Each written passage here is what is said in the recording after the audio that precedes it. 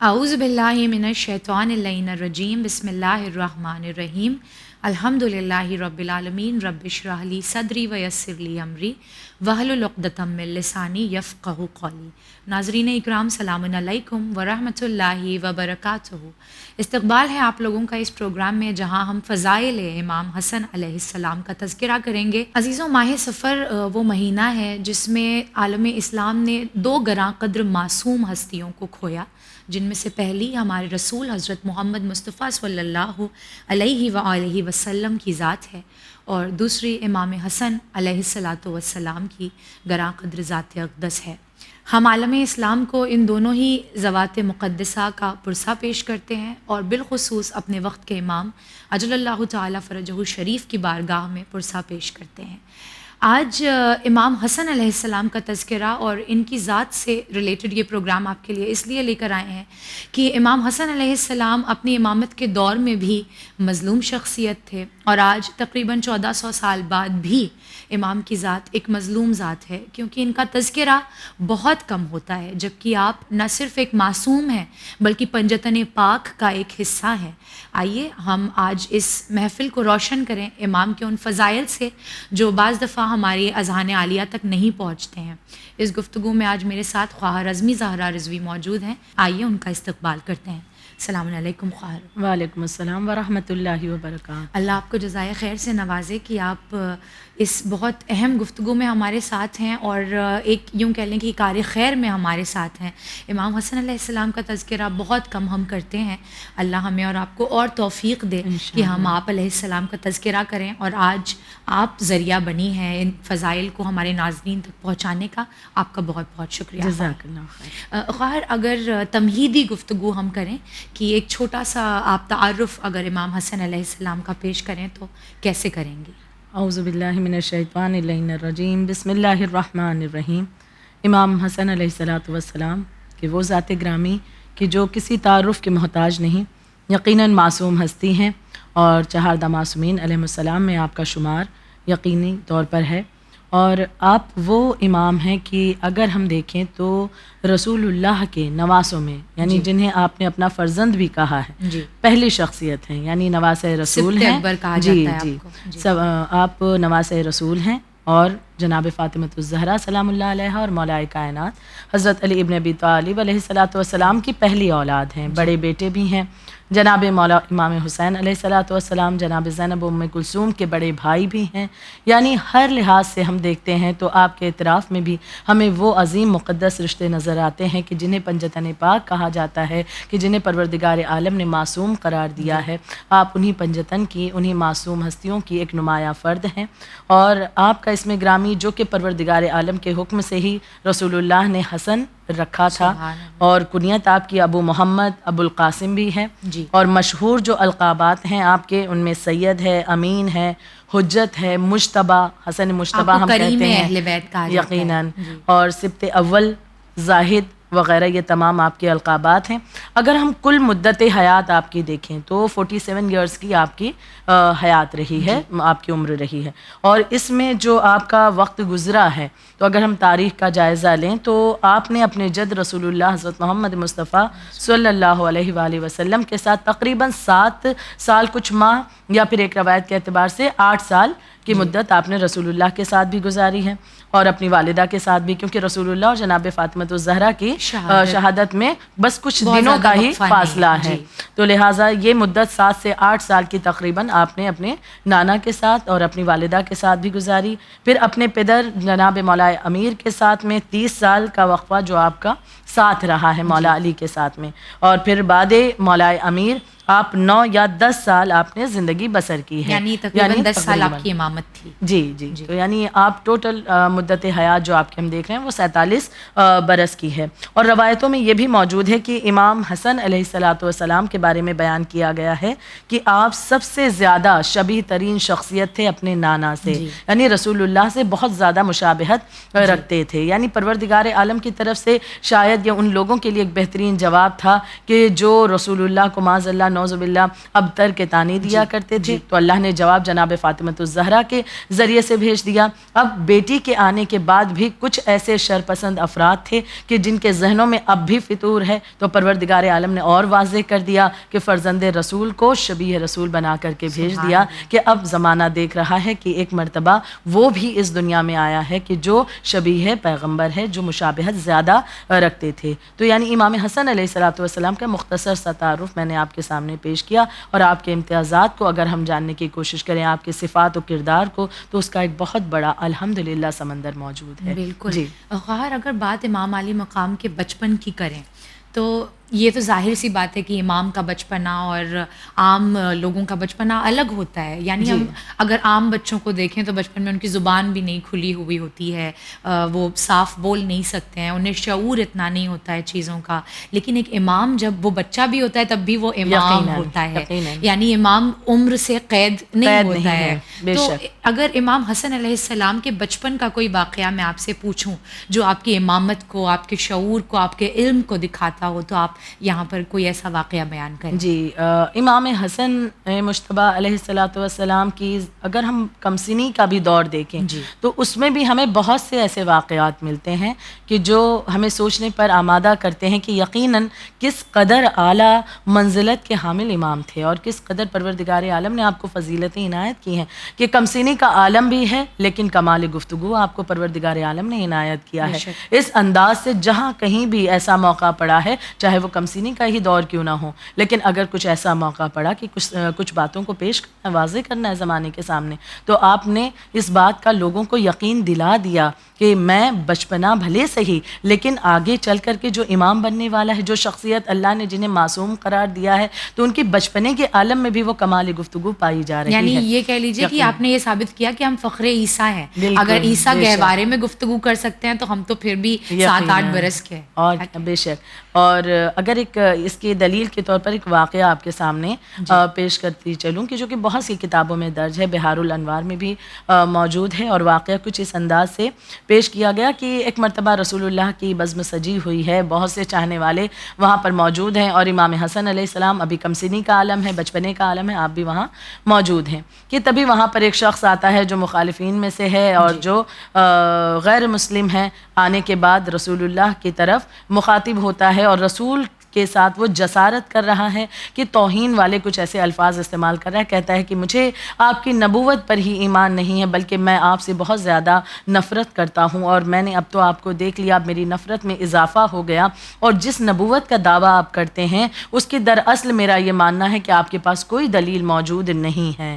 اب اس کا یہ کہنا تھا، کچھ لوگ ایک مرتبہ ظاہر سی بات ہے جو چاہنے والوں کا مجمع ہے تو پلٹ کر جواب دینا چاہتے ہیں، لیکن رسول خدا نے ان لوگوں کو روکا ہے۔ ایک مرتبہ رسول نام ہی اس کا ہے کہ یقیناً جو لوگ یہ کہتے ہیں کہ جبر والا دین اور ظلم و زیادتی والا دین، تو رسول نے ہر موقع پر یہ مثال پیش کی ہے کہ اگر کوئی مخالفین میں سے بھی آئے تو اس کے ساتھ بھی اگر ہمیں کلام کرنا ہے تو کیسا رویہ ہو، کیسا نرمی کا لہجہ ہو کہ اس کے ذریعے سے انسان اپنی بات کو پیش کر سکتا ہے۔ اگر کوئی مناظرہ ہو، کوئی مباحثہ ہو، اس میں اگر چیخ و پکار بلند ہونے لگے تو اصل جو ہدف وہ پہنچ ہی نہیں پاتا، تو لہٰذا ضرورت ہے کہ کسی بھی مناظرے، بحث و مباحثہ، ڈیبیٹ وغیرہ کسی چیز کے الگ خیال، الگ عقیدے والوں کی، تو اسے بہتر طریقے سے پیش کیا جائے۔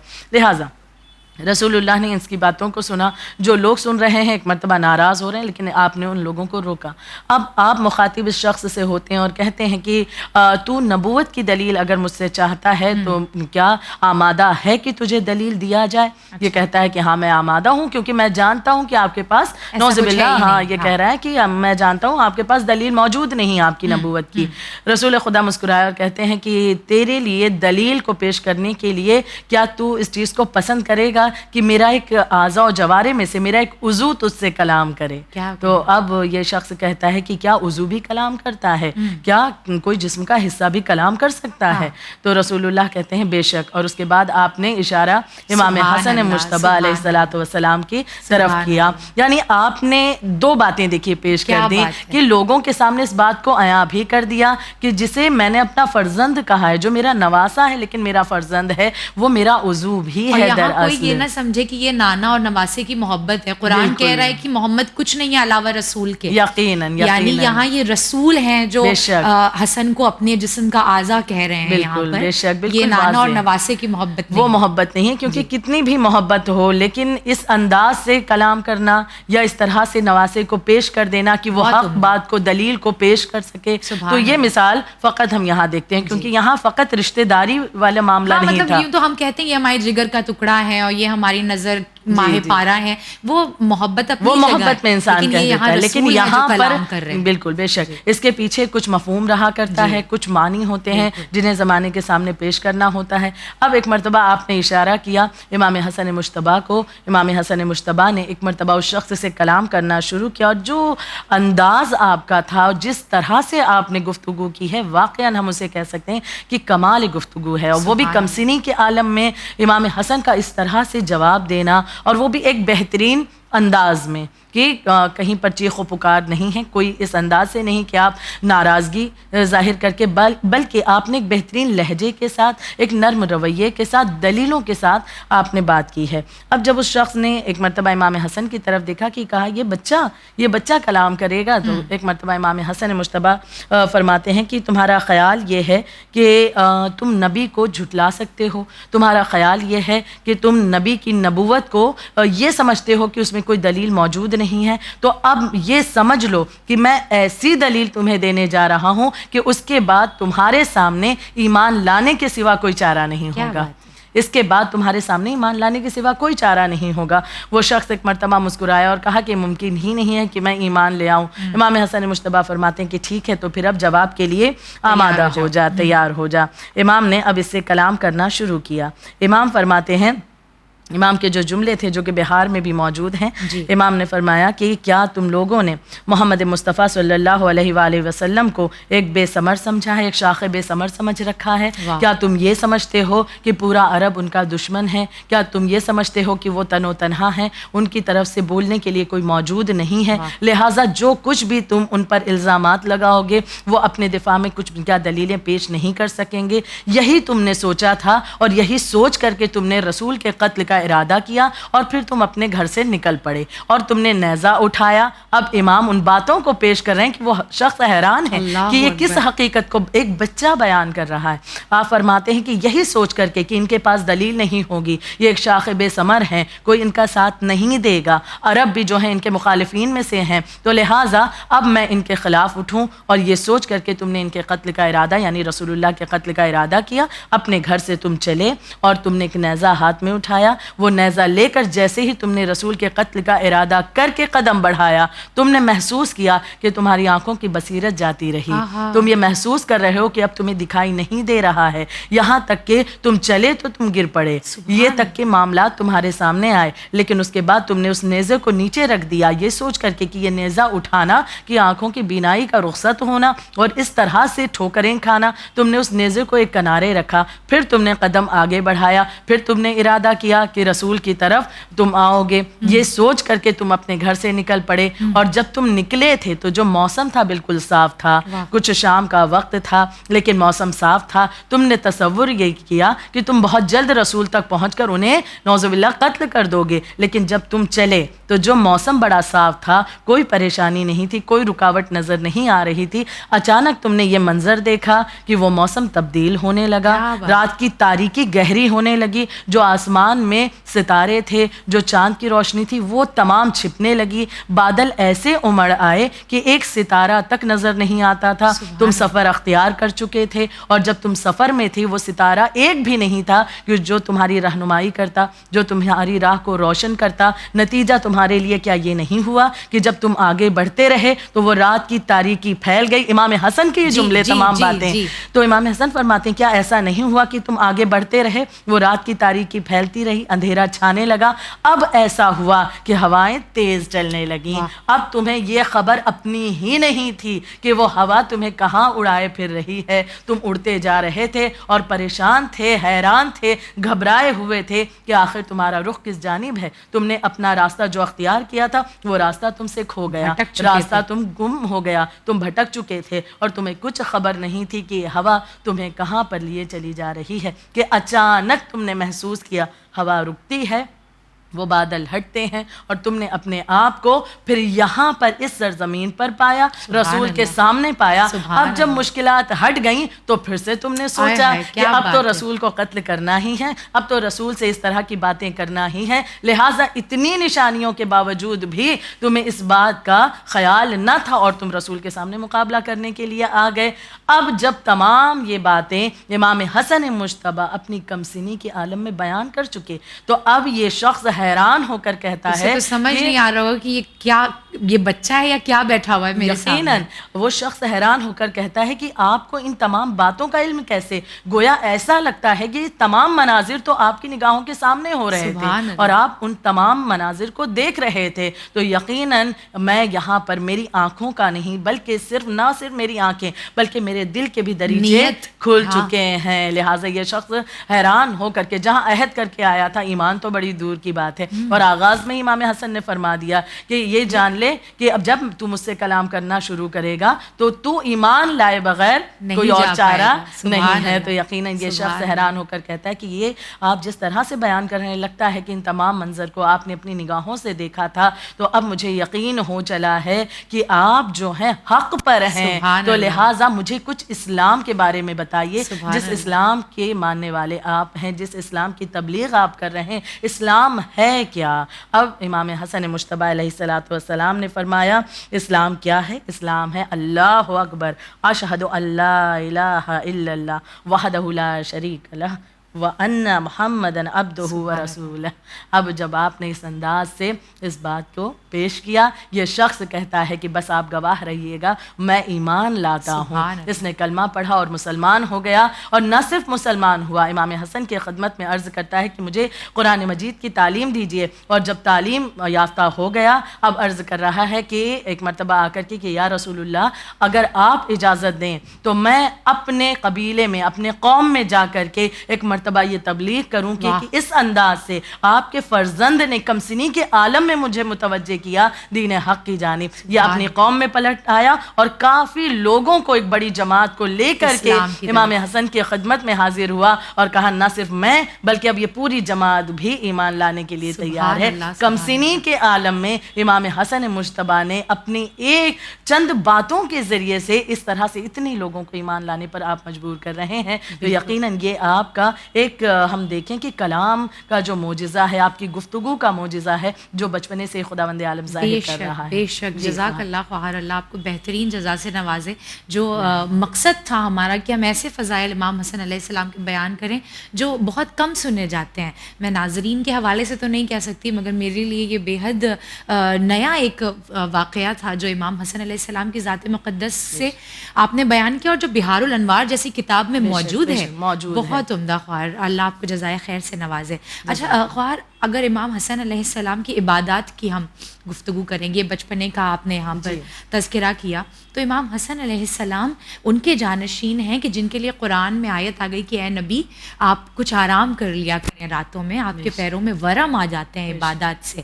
تو جب رسول اللہ کی عبادت کا یہ عالم تھا تو پھر آپ کے جانشین کی عبادت کا بھی یقیناً عالم ایسے ہی کچھ ہوگا. تو میں چاہتی ہوں آپ امام حسن علیہ السلام کی عبادت سے متعلق یہاں پر کچھ بیان فرمائیں. جی خواہر, یقیناً اس میں کوئی شک و شبہ کی گنجائش ہی نہیں کہ یہ ہستیاں کہ عام انسان کے لیے بیان کیا گیا کہ اس کی خلقت کا مقصد جو ہے عبادت ہے. تو یہ شخصیتیں, یہی وجہ ہے کہ یہ دنیا میں آنے کے بعد ہمیں بارہا خداوند عالم کی جانب متوجہ کرتی رہیں, اور خود بھی اپنے ذات کو اس طرح سے خدا کی بارگاہ میں پیش کر دیا ہے. عبادتوں کے حوالے سے بھی اگر ہم دیکھیں کہ ایک ہمارے سامنے بہت بڑی مثال ہے کہ جب یہ معصوم ہستیاں اس طرح سے خدا کی بارگاہ میں پروردگار عالم کی عبادت میں مہو رہتی, ہم جیسے گنہگار انسان کو تو بے حد ضرورت ہے کہ ان عبادتوں کے ذریعے ہم خدا کی بارگاہ میں اپنے آپ کو خدا سے قریب کر سکیں. لہٰذا اگر امام حسن علیہ السلام کی عبادت کے اعتبار سے ہم بات کریں تو چھٹے امام امام جعفر صادق علیہ السلام فرماتے ہیں کہ امام حسن علیہ السلام کی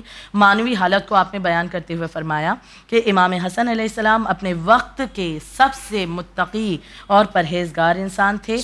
کئی حج آپ نے پیدل انجام دیے ہیں, اور نہ صرف پیدل بلکہ کئی حج حج تو آپ اس طرح سے جایا کرتے تھے کہ پیروں میں نالین بھی نہیں ہوا کرتی تھی. اس انداز سے خدا کی بارگاہ میں اپنے آپ کو لگا دیا. انہیں ہمیشہ ذکر کرتے ہوئے امام حسن علیہ الصلوۃ والسلام کو دیکھا گیا.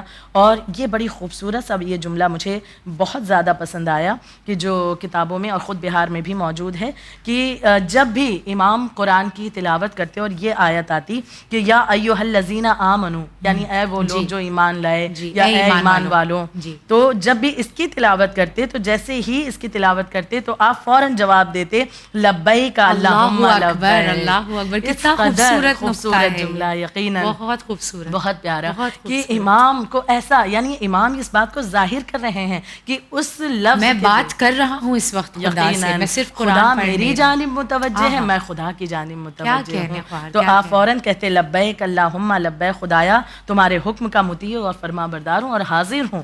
اور پھر امام اپنی نمازوں میں قنوت میں بہت زیادہ دعائیں کیا کرتے تھے. آپ کی عبادتوں میں ہم نے یہ بھی دیکھا.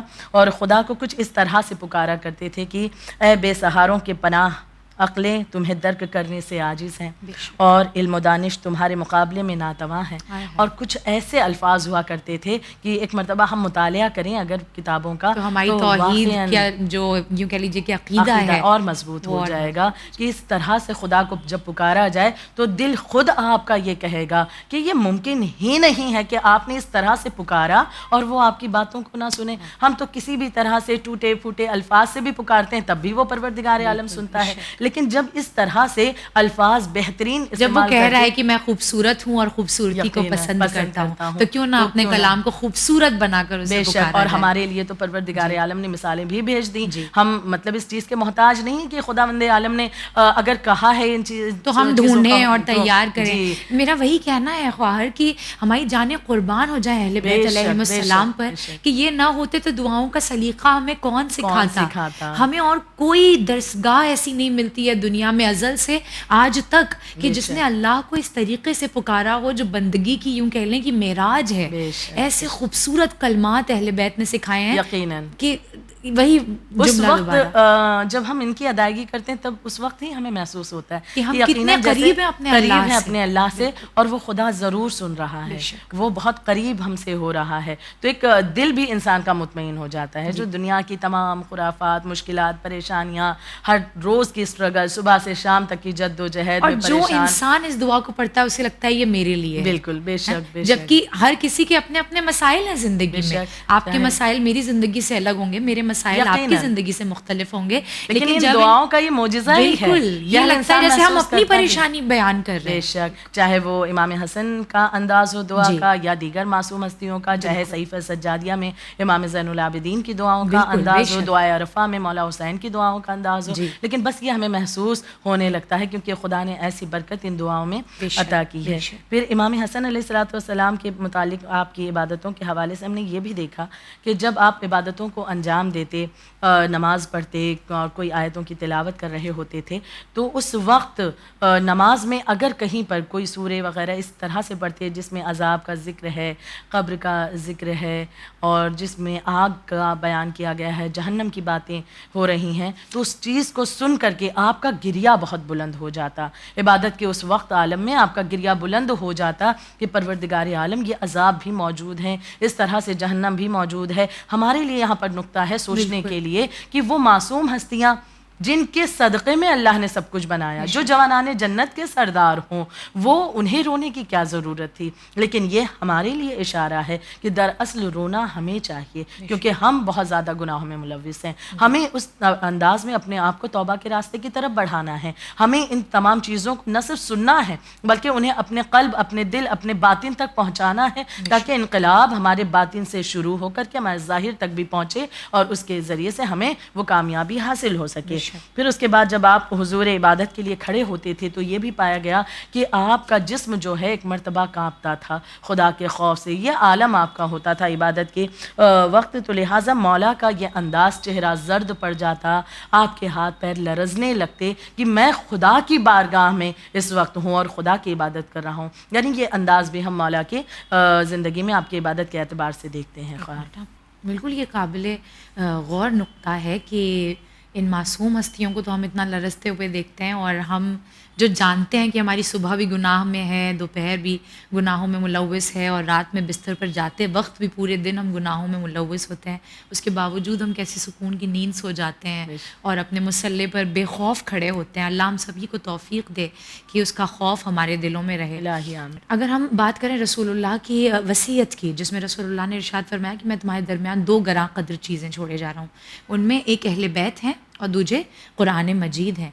امام حسن علیہ السلام کی ذات خود اہل بیت کا حصہ ہے. بے شک. تو اگر آپ کے اعتبار سے ہم قرآن کو دیکھیں کہ آپ کے اوپر بھی یہ وصیت رسول واجب تھی, تو آپ کا کیا کردار تھا قرآن سے متعلق؟ آپ نے قرآن کو اپنی زندگی میں کس طریقے سے اتارا ہوا تھا, یا قرآن کو کیسے لوگوں تک پہنچاتے تھے؟ اس کے اعتبار سے کچھ بیان فرمائیں. جی, قرآن مجید کی تلاوت سے بہت زیادہ عشق تھا, اور یہ معصومین کا شیوا رہا ہے.